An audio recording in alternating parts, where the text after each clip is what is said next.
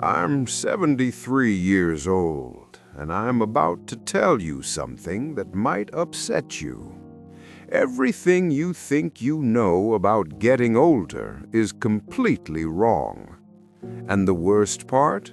The people who should be telling you this, your parents, your teachers, society, they're either lying to you or they don't know themselves. You see, I spent the first 50 years of my life believing the same lies you probably believe right now. I thought I had it all figured out. I had the career, the house, the respect of my peers. But at 52, something happened that shattered everything I thought I knew. And what I discovered in the 21 years since then has completely changed how I see life, death, and everything in between. But before I tell you what happened, I need you to understand something. The reason I'm making this video isn't to impress you or to make myself feel wise. I'm making this because I'm running out of time, and there are things you need to hear before it's too late. Not for me, for you. At 52, I had what doctors call a cardiac event. That's a fancy way of saying my heart tried to kill me. I was in a meeting discussing quarterly projections when suddenly the room started spinning. The next thing I remember is waking up in a hospital bed with tubes coming out of my arms and my wife crying in the corner. The doctor said I was lucky. Lucky? I had just come face to face with my own mortality and they called it luck. But you know what? They were right, because lying in that hospital bed with nothing to do but think, I realized something terrifying. I had been living my entire life on autopilot. I wasn't really alive. I was just going through the motions, checking boxes, trying to meet everyone else's expectations. And here's the part that haunts me to this day. If I had died that day, if my heart had stopped permanently, what would I have left behind? A nice house, a retirement account, a collection of achievements that nobody would remember in 5 years. Let me tell you the biggest lie you're probably telling yourself right now. I have time. I'll do that later. When I'm older, I'll finally live the life I want. I see young people in their 20s, 30s, even 40s, and they're all saying the same thing. When I make more money, then I'll be happy. When I get that promotion, then I'll relax. When the kids are grown, then I'll travel. When I retire, then I'll finally do what I love. Let me save you 50 years of regret with one simple truth. That day never comes. You know why? Because the goalposts keep moving. You get the promotion, and suddenly you need the next one. You make more money, and suddenly you need more money. You're always chasing something just out of reach. And before you know it, you're 70 years old, wondering where your life went. I did this. I spent 30 years climbing a ladder, only to realize when I got to the top that it was leaning against the wrong wall. And you can't climb back down and start over. Time doesn't work that way. Here's something nobody tells you when you're young. Success is a terrible goal. And I say this as someone who achieved everything I set out to achieve. I made partner at my firm, I bought the house, I had the respect of my colleagues, and you know what? None of it mattered. You achieve your goal, and for about 48 hours you feel amazing. Then the feeling fades. You're back to baseline. Now you need a new goal, a bigger achievement, more validation. It's a hamster wheel. I had a friend who died 3 years ago at 68, worked 70-hour weeks his entire life, built a multi-million-dollar business, never took a real vacation, kept saying he'd slow down next year. Next year came and he had a stroke. At his funeral, his son said, "My father was a successful man, but I barely knew him." Is that the legacy you want? Your regrets won't be about the things you did wrong.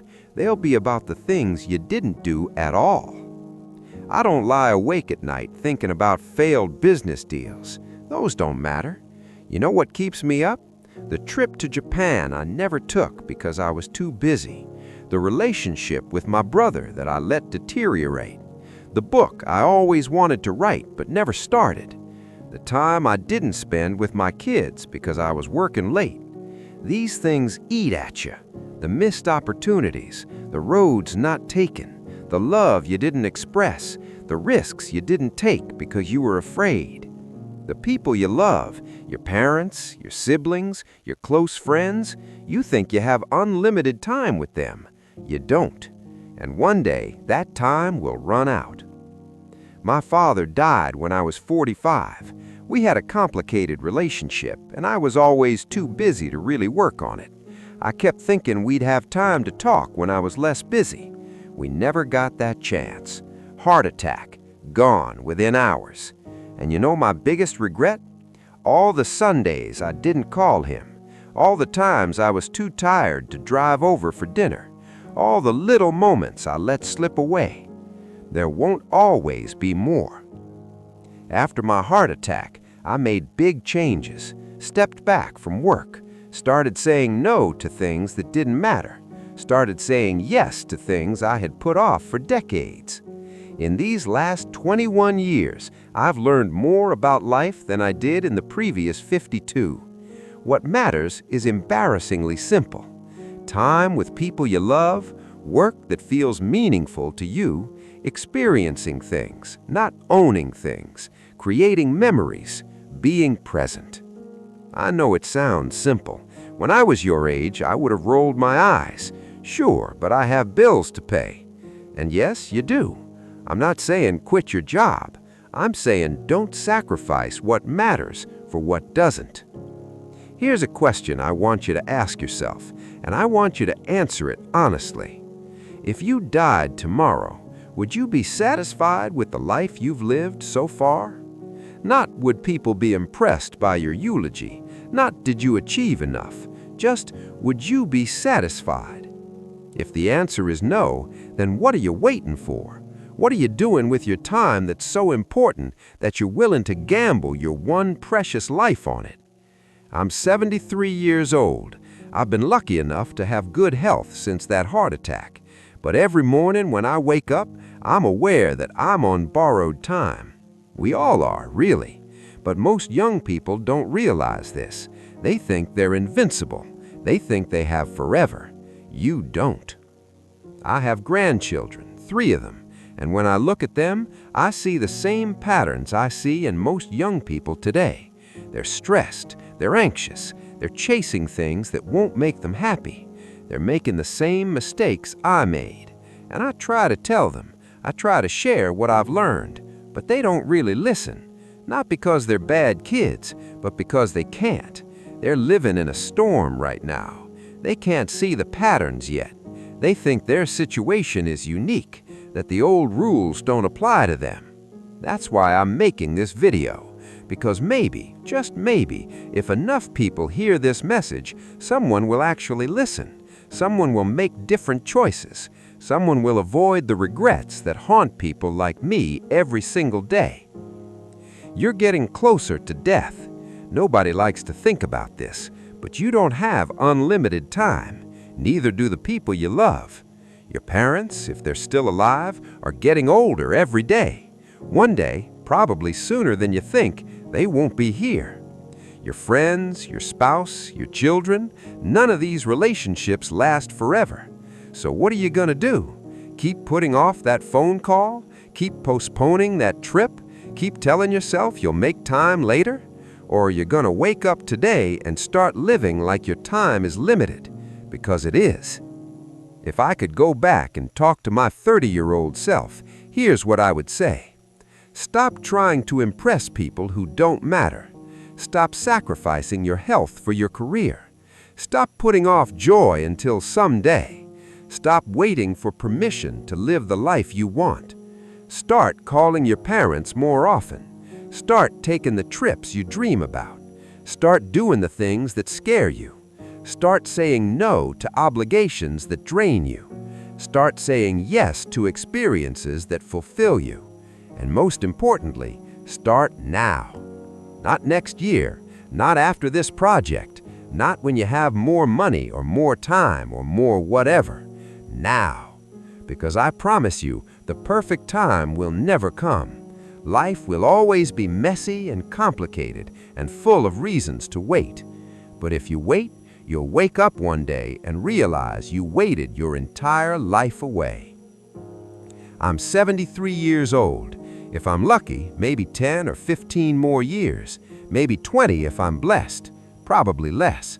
And I'm okay with that, because these last 21 years have been the richest of my life. Not because I've made more money, because I've finally started living intentionally, appreciating every day, prioritizing what matters. I've traveled to places I always wanted to see, deepened relationships with my children and grandchildren, pursued hobbies I put off, forgiven people I held grudges against, said I love you countless times. I'm happier now at 73 with less time ahead than I was at 30 when I thought I had all the time in the world. That's the irony.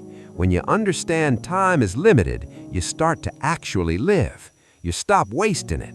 You stop postponing joy. You start creating the right time. You have a choice right now, today. Keep living the way you're living, chasing success, putting off happiness, telling yourself you'll make time later, or wake up, realize time is running out faster than you think, and the life you're waiting to live needs to start now.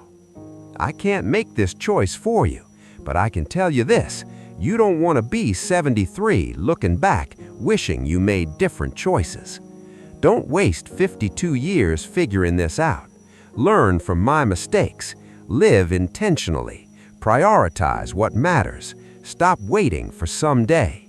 Someday is today. It always has been. If this resonates, share this video. Leave a comment. Tell me what you're going to do differently. Subscribe, because I have more truths to share and not much time left. The clock is ticking. What are you going to do with your time?